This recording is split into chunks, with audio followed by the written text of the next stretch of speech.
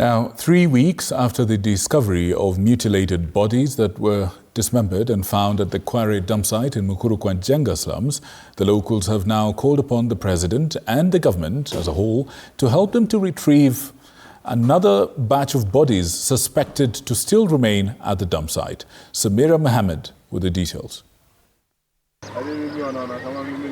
This was the situation at the Kware dumpsite 3 weeks after the shocking discovery of female mutilated bodies at the site. In here, we observe sacks which resembles what was collected at the dumpsite, with the remains of female mutilated bodies seen floating.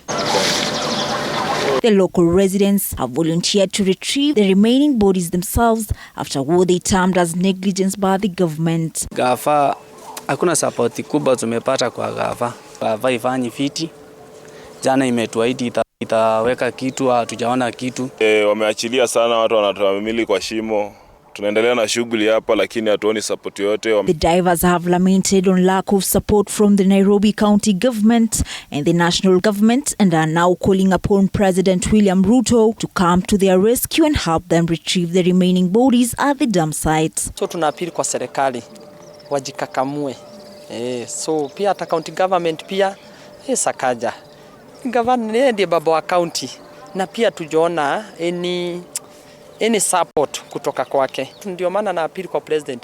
Pia sisi after hii shughuli vijana tunataka kuona. The residents claim that they suspect that more bodies could be found at the dump site following the confession by the serial killer who confessed to have killed 42 women and disposed their bodies at the dump site. So tunaomba serikali sana wapeane support yao hapa.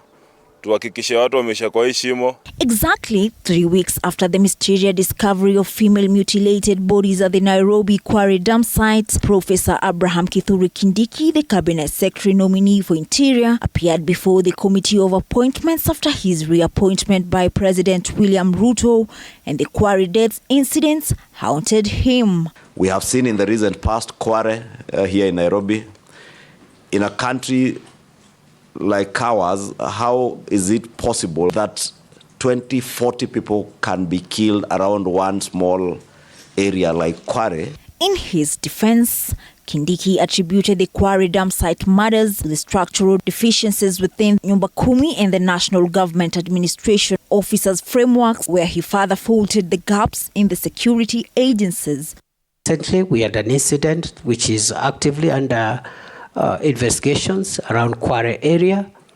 Again, the same reasons: gaps in the Ngao and Nyumba Kumi structures, and also our intelligence collection ability.